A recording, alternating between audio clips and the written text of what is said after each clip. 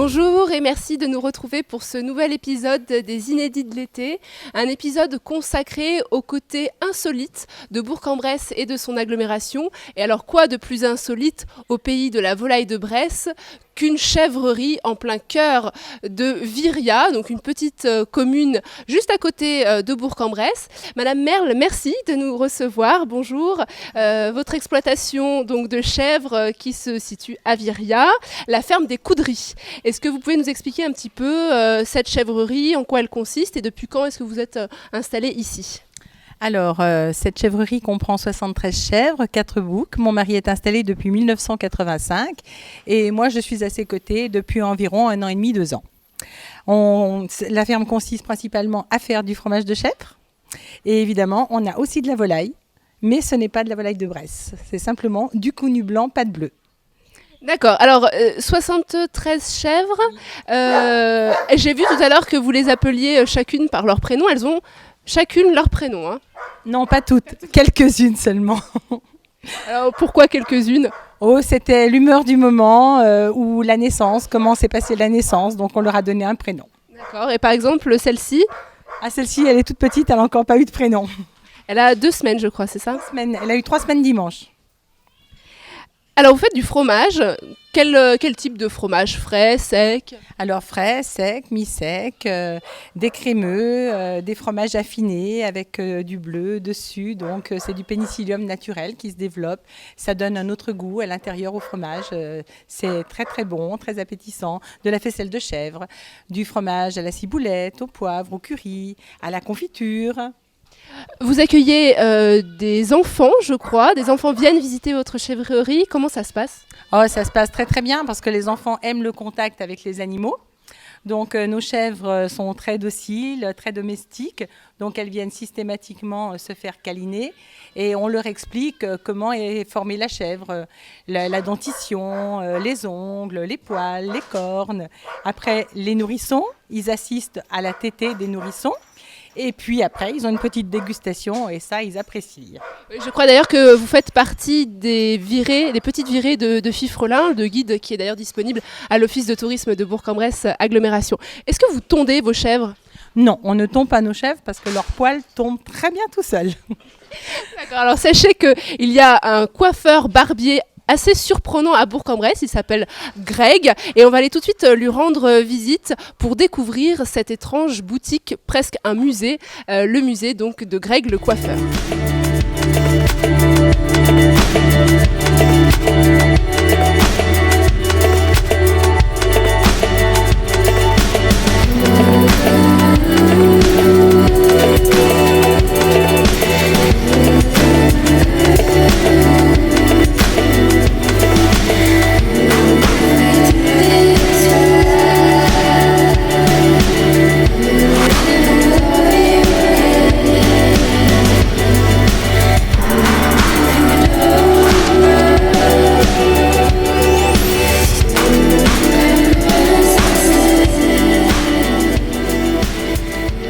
Et non, nous ne sommes pas dans un magasin de musique, mais dans un salon de coiffure, chez Greg, en plein cœur de la cité burgienne.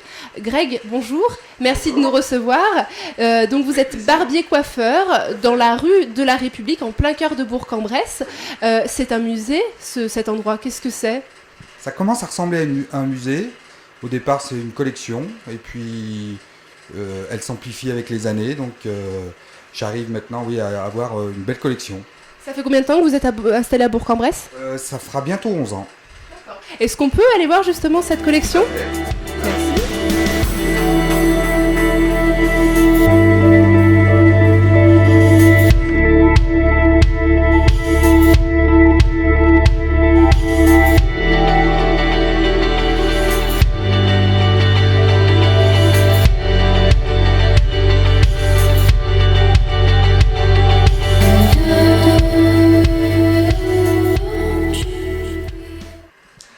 Alors Greg, c'est incroyable ici. C'est un véritable musée, une grande collection. Décrivez-nous un petit peu ce qu'il y a ici. Je vois qu'il y en a vraiment beaucoup, beaucoup.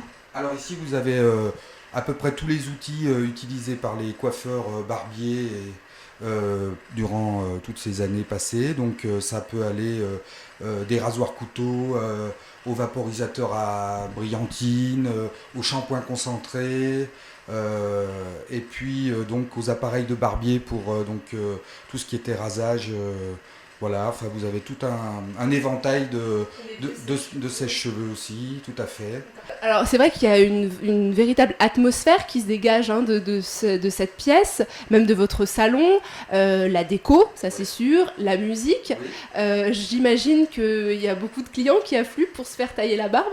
Oui, disons que la barbe revient un petit peu à la mode, donc on a un petit peu ce look nature, hein, donc effectivement, donc il y en a qui l'aiment plutôt naturel et puis d'autres qui aiment bien quand même garder une certaine propreté dans la barbe. Donc effectivement, voilà. Et les clients viennent ensuite bien regarder le musée et admirer tous ces beaux objets. Tout à fait. Alors, barbier, c'est un vrai métier. Est-ce qu'il y a une formation pour ça ? Alors, à l'heure actuelle, non, il n'y a plus de formation. Elle existait il y a une vingtaine d'années, donc j'en ai profité. Et puis, donc depuis, j'exerce. Donc si on veut apprendre le rasage, il faut l'apprendre sur le tas. Hein. Et vous êtes le dernier barbier ici à Bourg-en-Bresse, le seul et l'unique ? À l'ancienne, je pense, être le dernier. D'accord. Voilà. Bon, écoutez, merci de nous avoir reçus. Et puis moi, je vais peut-être en profiter pour me faire tailler la barbe, pourquoi pas ?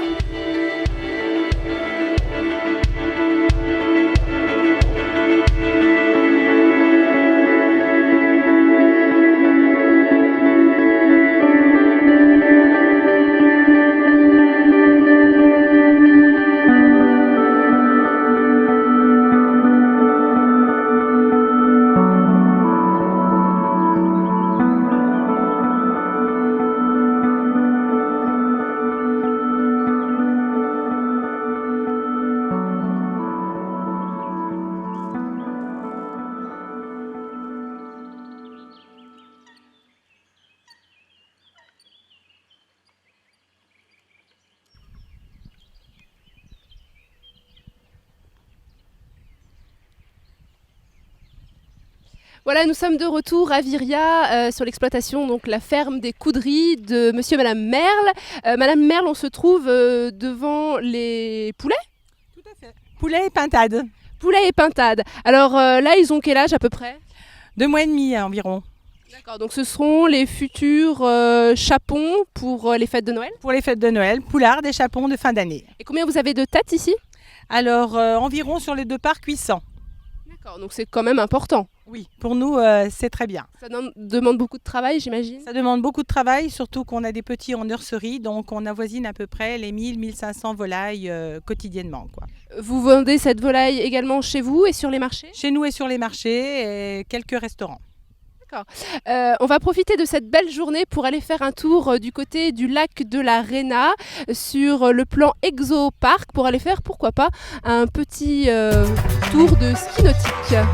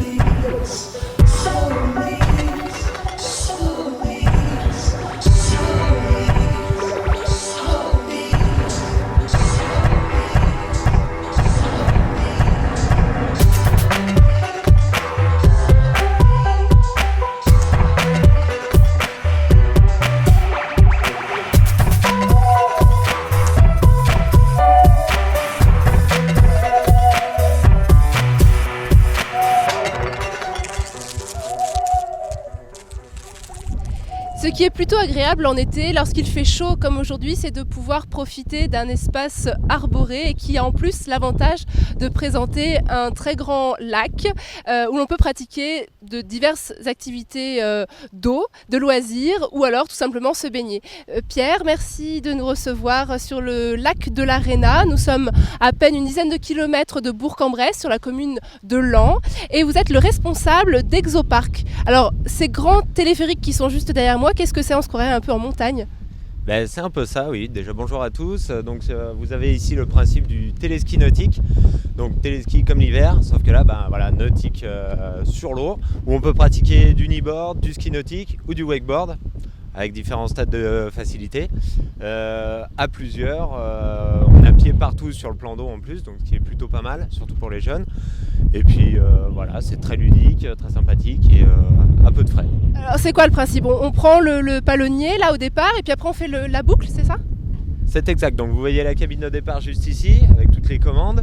Donc le départ, tout le monde ici, ça part, vous faites le nombre de tours que vous voulez, et puis après voilà, vous lâchez au niveau des bouées pour sortir, sachant que soit vous êtes débutant, vous faites des tours classiques, soit vous voyez, il y a des obstacles pour les gars qui sont un peu plus, les gars ou les filles, excusez-moi, qui en voient un peu plus. Là vous avez de quoi vous faire plaisir vraiment, parce qu'on est vraiment en train d'adapter, on change nos modules pour vraiment accueillir le plus grand nombre de clientèle. D'accord, donc ça ne s'adresse pas qu'aux initiés, tout le monde peut pratiquer du ski nautique ou du wakeboard. Vous avez parlé de kneeboard? Kneeboard, ouais, voilà. Alors kneeboard, c'est l'anglais pour la planche à genoux. Planche à genoux, ça fait pas top.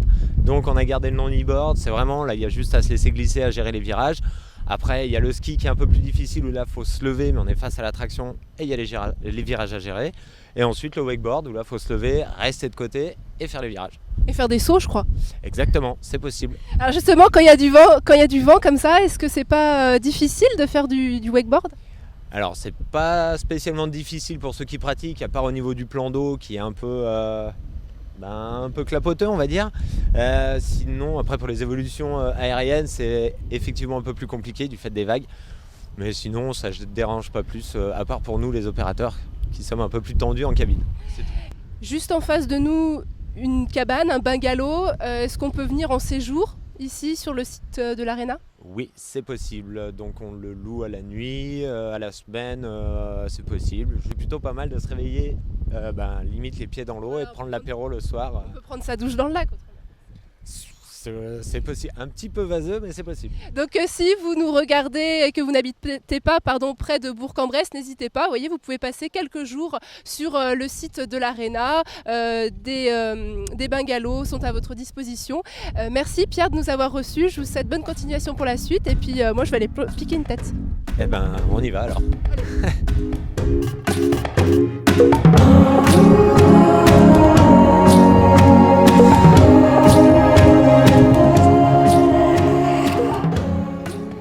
Et nous sommes toujours en compagnie de Madame Merle à la ferme des Coudries à Viria. Madame Merle, on se trouve dans la nurserie. Donc qui dit nurserie dit bébé. Exactement, des tout petits de 2 mois à 3 semaines. C'est vraiment mignon. Il y en a combien ici? 15. Et ils ont quel âge?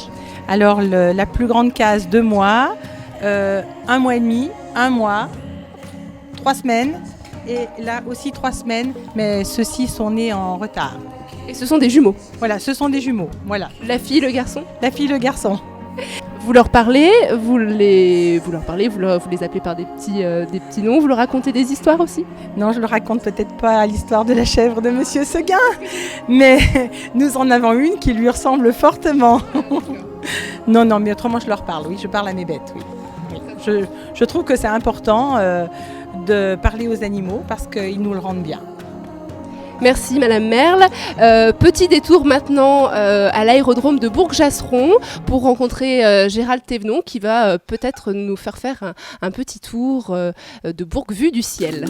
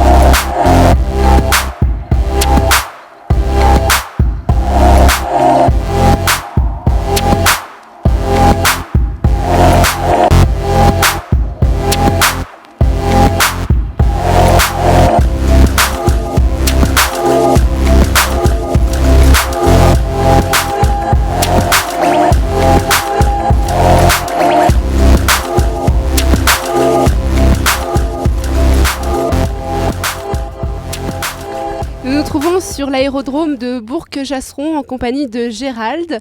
Gérald, bonjour, merci de nous recevoir. Vous êtes directeur de la société Gémilis Aéro. Est-ce que vous pouvez nous expliquer un petit peu ce que vous proposez aux amateurs de vol ? Bonjour, donc oui, Gémilis Aéro est une entreprise qui fait de la prestation aéronautique. Donc on utilise des appareils légers, donc des ULM multi-axes. Ce sont des petits avions biplaces qui sont derrière nous. Et donc avec ces appareils, on fait à la fois de l'école de pilotage pour les gens qui souhaiteraient apprendre à piloter. On fait du travail aérien, de la photographie aérienne, du remorquage de banderoles. Et on loue aussi nos appareils aux pilotes qui sont formés à travers notre centre de formation. Et ça fait combien de temps que vous êtes installé ici à Bourg-Jasseron ? Alors l'entreprise Gémilis Aéro a été créée en 2008 et donc ça fait 4 ans. Voilà. D'accord. Et vous-même, quelle formation vous avez ? Alors moi je suis pilote déjà, instructeur de pilotage, j'ai mes qualifications de travail aérien.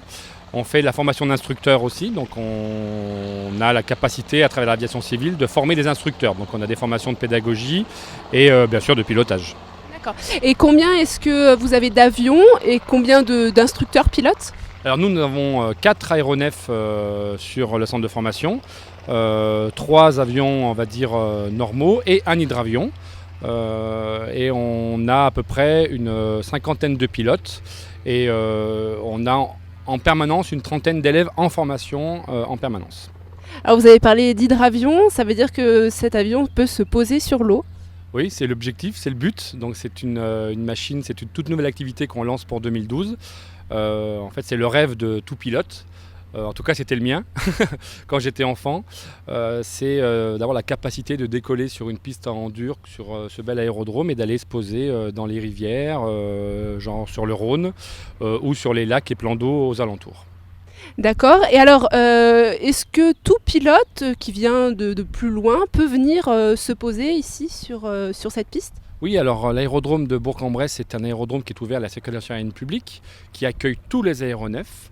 On a une très belle activité aéronautique sur l'aérodrome. On fait à peu près 35 000 mouvements par an, 35 000 atterrissages ou décollages, tout aéronef confondu, avions, hélicoptères, ULM, planeurs aussi. On a un centre de planeurs sur l'aérodrome. Donc c'est une base qui est très très active. Merci Gérald, je vous invite vraiment à découvrir ce site, à découvrir cette société Gémilis Aéro qui propose vraiment énormément de possibilités de découvrir le vol. Pourquoi pas une étape pour déjeuner par exemple avec le restaurant qui se situe sur le site même. Vraiment un bel espace et beaucoup de bonheur en perspective.